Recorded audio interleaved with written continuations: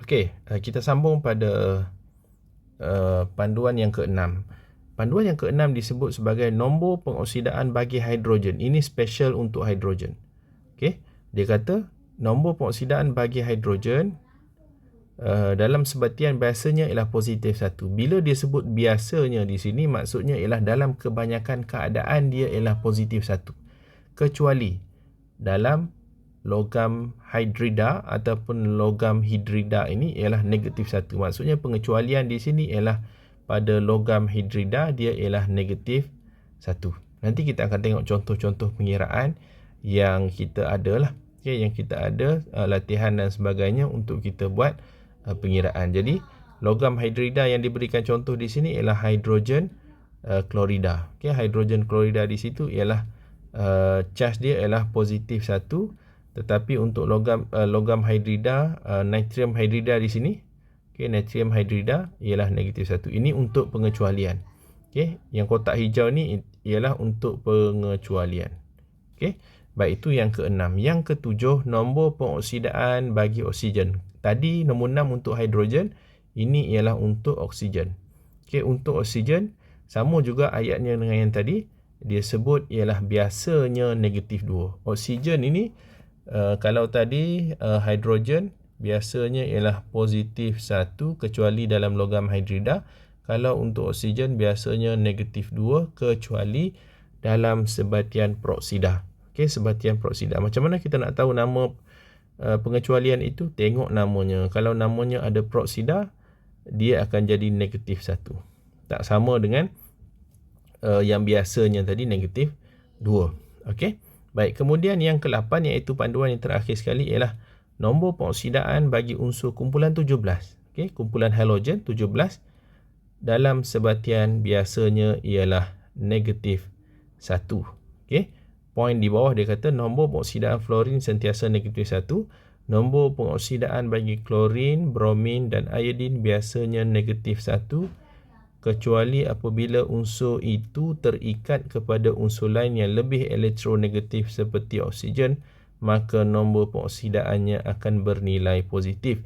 Ini contoh pengiraan yang diberikan. Okey, begitu juga kamu boleh scan QR code yang ada di sini untuk melihat latihan-latihan yang ada. Okey, cuma untuk latihan kita aktiviti 1D.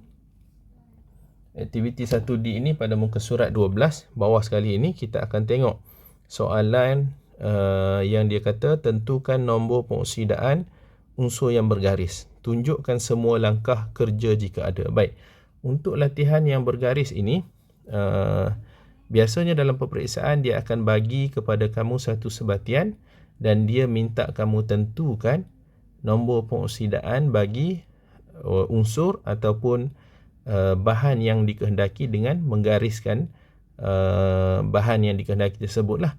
Jadi kamu perlu memahami terlebih dahulu pengiraan dan penentuan nombor pengoksidaan ini sebelum kita masuk kepada definisi redox. Kita tak masuk definisi lagi, kita baru berkenalan dengan apa itu nombor pengoksidaan. Jadi untuk memberikan lebih kefahaman, kita kena buat latihan-latihan yang berbentuk pengiraan ini untuk membantu kita memahami penentuan nombor pengoksidaan. Baik, kita tengok soalan yang pertama. Soalan yang pertama dia kata MnO4 negatif. Digariskan di situ ialah Mn. Jadi dia suruh kita tentukan Mn lah. Okey. Mn di situ berapa dia punya nombor pengoksidaan. Okey, baik, kita tengok di sini. Ini ialah berdasarkan peraturan yang kelima tadi, iaitu ion polyatom, charge dia bersamaan dengan charge yang berada pada ion inilah. Jadi kita nak tahu Mn berapa charge dia, jadi kita gantikan saja Mn ini dengan X sebagai contoh, ataupun kamu boleh kekalkan Mn ini sebagai Mn lah, ataupun saya lebih suka gunakan X tambah, okay, Mn ni kita gantikan sebagai X tambah O ini ialah negatif 2. Okay, negatif 2 dan 4 di sini kita 4 darab negatif 2 Mana dapat negatif 2? Peraturan kita yang nombor oksigen tadi, peraturan nombor berapa? Peraturan kita nombor 7 tadi. Ini ada. Peraturan nombor 7. Okey, iaitu negatif 2 kecuali untuk peroksida. Ini bukan peroksida. Sama dengan negatif 1. Kenapa kita dapat negatif 1? Kerana polyatom charge dia ialah negatif 1 di sini ditunjuk. Jadi kita samakan dia dengan negatif 1. Okey, jadi kita selesaikan sebagaimana kita menyelesaikan soalan matematik lah. Jadi X 4 darab dengan negatif 2, kita akan dapat negatif 8. Jadi sini negatif 8 sama dengan negatif 1. Okey, X daripada negatif bawa pergi sana jadi positif. Jadi positif 7. Jadi positif 7 lah jawapan kita untuk nombor pengoksidaan bagi Mn dalam MnO4 negatif. Okey.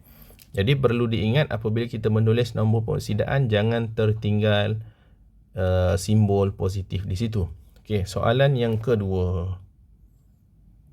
Soalan yang kedua dia kata BaOH2. Okey. Jadi dia gariskan di situ ialah Ba. Jadi kita kena selesaikan untuk mencari Ba di sini. Jadi ada apa-apa cas tak di unsur ini? Tak ada. Jadi kalau tak ada, kita samakan dengan kosong. Okay, kita samakan dengan kosong. Ba kita gantikan sebagai X iaitu unknown, kita tak tahu. Tambah dengan 2 darab 2 itu ialah 2 keseluruhan. O ialah negatif 2.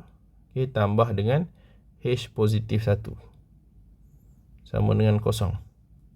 Okay, jadi dalam kurungan itu negatif 2 kita selesaikan dalam kurungan ni dulu. Negatif 2 tambah 1 kita akan dapat negatif 1. 2 di situ, X tambah sama dengan kosong. Jadi kita akan dapat di situ ialah 2 darab negatif 1. 2 darab negatif 1 kita dapat negatif 2. X tolak 2 sama dengan kosong. Jadi kita bawa X bawa negatif 2 ke sana, dia jadi X sama dengan positif 2. Jadi nombor pengoksidaan bagi Ba iaitu barium dalam sebatian ini ialah positif 2. Jadi kita kena selesaikan satu persatu lah. Okay, dengan menggantikan nilai bagi setiap unsur yang ada dalam sebatian tersebut. Macam saya gantikan tadilah. Ba ataupun barium ini unknown, kita tak tahu, kita gantikan dengan X. Ataupun kamu boleh kekalkan saja huruf dia sebagai Ba di situ. Okay. O berapa, H berapa, 2 di sini berapa. Jadi kamu perlu menyesuaikan ataupun meletakkan satu-satu nombor pengoksidaan dulu, barulah kita selesai secara matematik. Okay, jadi itu untuk yang kedua. Soalan yang ketiga. Soalan yang ketiga, saya ambil soalan yang lebih mencabar lah untuk kita kira. Kita tengok soalan nombor 6. Soalan nombor 6. Soalan nombor 6 di situ C2 O4 2 negatif. Okey, jadi dia nak di sini ialah C2. Berapa dia punya nombor pengoksidaan. Jadi kalau kamu tengok di sini polyatom. Okey, polyatom maksudnya dia ada charge negatif 2 negatif di sini, maksudnya kita samakan terus dengan negatif 2. Okey, yang kita nak cari kita gantikan dengan X. Berapa banyak X? 2. Jadi 2X di sini, mana 2 ni, dia 2. X ni ialah C, kita gantikan tambah 4 iaitu 4 atom oksigen di situ darab dengan negatif 2. Okey, negatif 2 ialah charge bagi oksigen di situ sama dengan negatif 2. Jadi kita selesaikan mengikut peraturan-peraturan matematik lah. Jadi di sini 2x 4 darab negatif 2 negatif 8 sama dengan negatif 2. Jadi di sini kamu memerlukan kemahiran matematik macam saya sebutkan tadi. 2x sama dengan positif negatif 8 bawa ke sini jadi positif 6. Jadi positif negatif 8 bawa ke sana jadi positif 8, jadi positif 6 di sini. Jadi X sama dengan positif 6 bahagi 2, 2 bawa ke sana jadi positif 3. Okay, jadi nombor pengoksidaan untuk unsur karbon ialah positif 3. Okey, kemudian soalan yang ke-7. Okey, soalan yang ke-7. Saya pilih-pilih soalan Soalan yang ke-7. VO2 positif. Ini pun sama, ialah polyatom. Okey, polyatom. Bila kita tengok ada charge di situ, jadi kita terus tulis bersamaan dengan positif 2. Okey, jadi soalan nak untuk V. Jadi V tu kalau kamu tak nak gantikan pun tak apa, kamu letak V.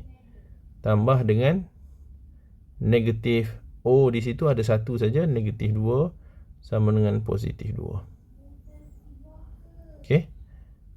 Jadi di sini kita akan dapat V tambah negatif 2 iaitu nombor pengoksidaan bagi oksigen